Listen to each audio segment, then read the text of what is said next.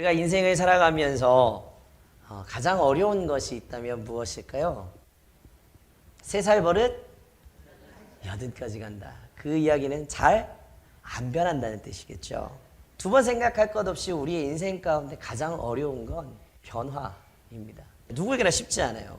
그거는 어린 자녀인 우리 어린 아이들도, 또 젊은 청년들도, 또 어른도, 심지어 신앙생활을 오래 하셨다고 하는 믿음의 사람들도 변화되는 것은 참 쉽지가 않습니다. 왜 이렇게 변화가 어려울까요? 우리가 겉으로는 변화에 대한 이야기를 많이 하고 노력해 보려고 하지만 내 안에 있는 내면, 내 마음에는 변화에 대한 두려움을 가지고 있기 때문에 그렇습니다. 익숙함은 우리에게 안락을 줘요. 편안을 줍니다. 평안이 아니고 편안을 줘요. 익숙하니까 편안한 거예요. 그러나 변화는 우리를 안락하거나 편안의 자리로 이끄는 게 아니라 자꾸 불편하게 만듭니다. 세상도 우리에게 변화를 요구해요. 기술이 변합니다. 그리고 문화도 변합니다. 사회의 구조도 변하고 또 가치관도, 사람들이 살아가는 가치관도 변화가 됐습니다. 근데 여기서 중요한 것은 세상이 우리 가운데 변화를 요구하는 이 변화들은 다 겉모습이에요. 우리의 마음과 우리의 내면을 이야기하지 않습니다. 환경적인 변화를 이야기합니다. 세상이 우리 가운데 변화에 대한 이야기를 할 때 환경적이고 겉모습의 변화를 이야기하는 거예요. 그러나 성경이 말하는 변화는 전혀 다른 차원의 변화를 우리 가운데 요구하고 있습니다.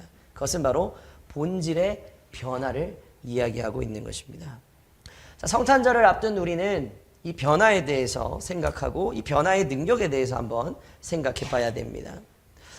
성탄절은 변화의 가장 위대한 시작점입니다. 예수님께서 이 땅에 오신 이유는 우리를 구원하시기 위해서라고 이야기합니다. 맞습니다. 예수님께서는 우리를 구원하시기 위해서 이 땅 가운데 오셨습니다. 그런데 이 구원을 다른 말로 표현을 하면 변화라고 이야기할 수 있을 것 같아요. 내가 죄인된 삶에서 하나님의 자녀로 변화시키기 위해서 예수님이 땅 가운데 육신을 입고 오셨다. 나의 죄를 회복시키셔서 변화시키시기 위해서 예수님이 땅 가운데 오셨다. 자, 이 변화는 단순히 우리의 행동을 변화시키기 위한 오심이 아니었다는 것입니다. 예수님께서 이 땅 가운데 오셔서 우리를 변화시키는 것은 삶의 방향을 변화시키시기 위해서, 우리의 삶의 목적을 변화시키시기 위해서, 우리 안에 있는 본질을 새롭게 하시기 위해서 이 땅 가운데 오셨다는 것입니다. 근데 우리가 늘 변화를 이야기하면서도, 우리가 늘 말씀을 들으면서도, 늘 기도를 하면서도 우리가 변화되어지지 못하는 이유는 무엇일까요?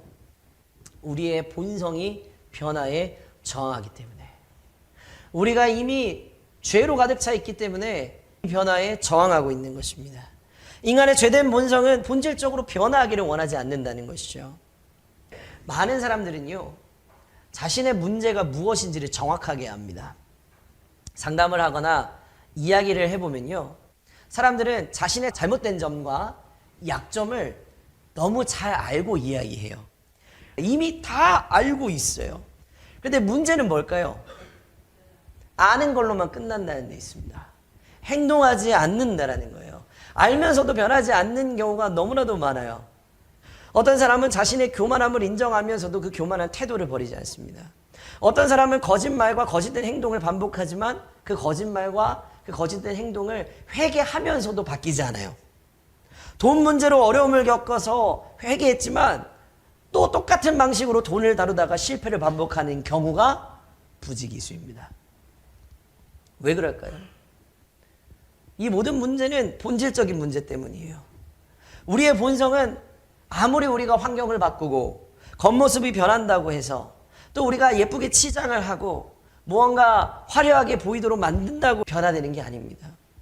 우리가 변화를 이루기 어려운 또 하나의 이유가 있습니다. 그것은 우리 스스로 하려고 하기 때문에 그렇습니다. 내 스스로 자꾸 변하려고 하니까 변화가 안 되는 거예요. 그러나 우리의 노력만으로는 진짜 변화는 불가능한 것입니다. 본질의 변화는 오직 하나님의 능력과 하나님의 은혜를 통해서만 가능하다는 것을 여러분 기억하셔야 됩니다. 그래서 로마서 12장 2절에 이렇게 말씀하고 있습니다. 너희는 이 세대를 본받지 말고 마음을 새롭게 함으로 변화를 받으라. 이 말씀은 인간의 변화가 어디에서 시작이 되는가? 바로 내면, 마음에서부터 시작이 된다. 그리고 이 마음의 변화는 오직 하나님의 전적인 은혜로만 이루어진다라는 것을 우리 가운데 가르쳐 줍니다. 성경에는 두 가지 변화가 있다고 이야기를 합니다. 하나는 순간적인 변화가 있고 또 다른 하나는 점진적인 변화가 있습니다. 자, 순간적인 변화는 어떤 변화냐? 즉각적인 변화이고 아주 강력한 변화입니다. 자, 이 순간적이고 강력한 변화는 언제 이루어지느냐? 예수님을 만났을 때 이루어지게 되는 변화입니다. 갑작스럽게 이루어지는 변화예요. 자, 성경에서 대표적으로 즉각적이고 강력하게 변한 사례가 있는데 삭개오입니다. 자, 삭개오는 어떤 사람이었습니까? 세리의 장이었습니다. 그리고 그 당시에 삭개오는 큰 죄인으로 여겨지는 이였어요. 그런데 예수님께서 이 죄인인 삭개오의 집에 방문하셨을 때 삭개오의 삶을 완전히 변했습니다. 어떻게 했습니까? 그렇게 돈에 욕심이 많았던 세리장이 예수님을 만남으로 말미암아서 모든 것을 내려놓습니다. 자기 재산의 절반을 가난한 자들과 나누겠습니다. 그리고 혹여 내가 부정한 방법으로 돈을 빼앗은 것이 있다면 그 사람에게 빼앗은 돈의 4배를 갚겠습니다. 쉬운 결단이 아니죠. 이 삭개오의 변화는 즉각적이었고 아주 강력한 변화였습니다. 또 다른 사람이 있습니다. 사도 바울이 있습니다. 사도 바울이 다메섹 도상에서 다메섹으로 이제 예수 믿는 사람들을 핍박하러 가는 그 길 가운데서 예수님을 만납니다. 그 순간 예수님을 믿는 사람들을 핍박하는 핍박자에서 오히려 예수님을 증거하는 복음 전도자로 완전히 변했습니다. 그 변화는 사울이라는 이름이 바울로 단순히 이름을 바꾸는 것을 넘어서 그 삶의 방향과 사명을 완전히 새롭게 하는 것이었습니다. 오늘 여러분 어떻습니까? 예수님 만나셨습니까? 예수님을 만나는 순간 우리 안에 즉각적이고 강력한 변화가 분명하게 일어나게 되는 줄로 믿습니다. 삭개오는 육신이신 예수님을 만난 사람이었어요. 그러나 사도 바울은 영적으로 예수님을 만난 사람입니다. 그러니까 우리가 육적으로 예수님을 만나지 않았어도 영적으로 예수님을 만나면 우리도 즉각적이고 강력한 변화가 분명하게 일어난다는 것입니다. 이 성찬을 우리가 준비하면서 이 땅 가운데 찾아오신 예수님을 다시 한번 정말 뜨겁게 만나게 되기를 소망합니다. 그래서 즉각적이고 강력한 변화가 이 성찬을 통해서 여러분의 삶과 가정과 우리 교회 가운데 분명하게 일어나게 되기를 소망합니다. 자, 두 번째 변화는 점진적인 변화라고 그랬습니다. 점진적인 변화는 고난의 과정을 통하여서 이루어지는 변화입니다. 점진적인 변화는 즉각적인 결단 이후에 일생에 걸쳐서 이루어지는 변화가 바로 점진적인 변화입니다. 야곱의 삶을 좀 이야기하고 싶어요. 자, 야곱은 속이는 자였습니다.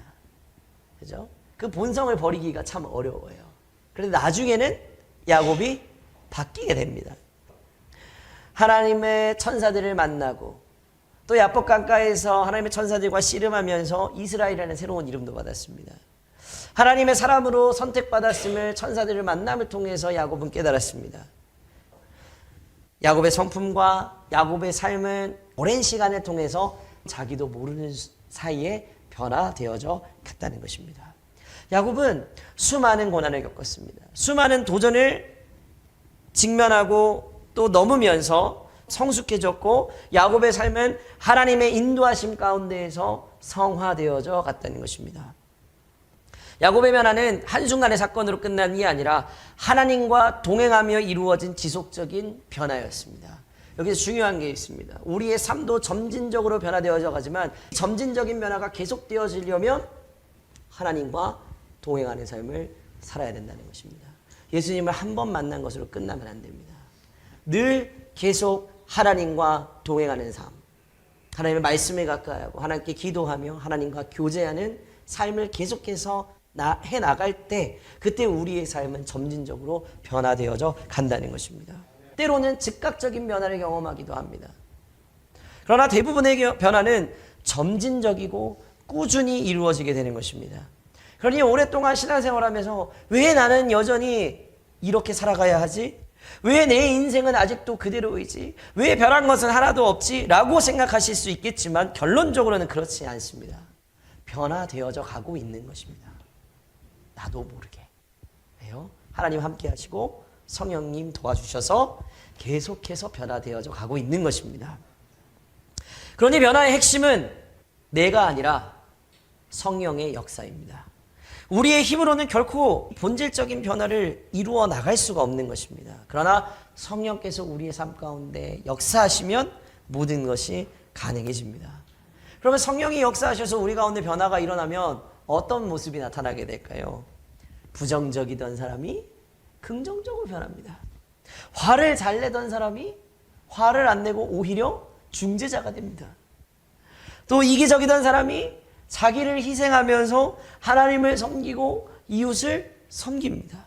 절제하지 못하던 사람이 절제력을 가지고 절제하게 되는 거예요.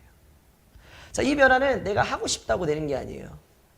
우리가 무언가 결단하고 이렇게 한번 살아봐야지 한다고 해서 이렇게 사라지지 않습니다. 네. 억지로 되는 게 아닙니다. 성령의 역사로 인해서 자연스럽게 나타나게 되는 것입니다.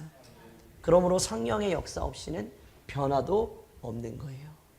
성령님만이 우리의 본질을 변화시키는 분이 되십니다. 우리의 마음을 새롭게 하고 새로운 방향으로 나아갈 수 있는 힘을 성령님 우리 가운데 주시는 것입니다.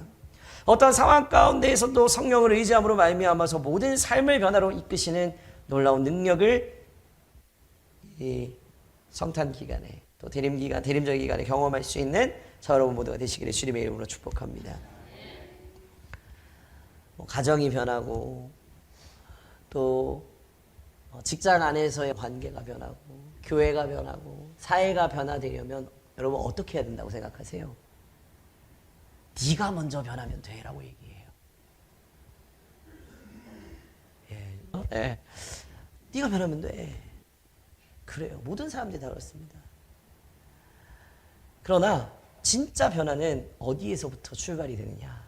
나 자신이 변함으로부터 시작이 되는 겁니다.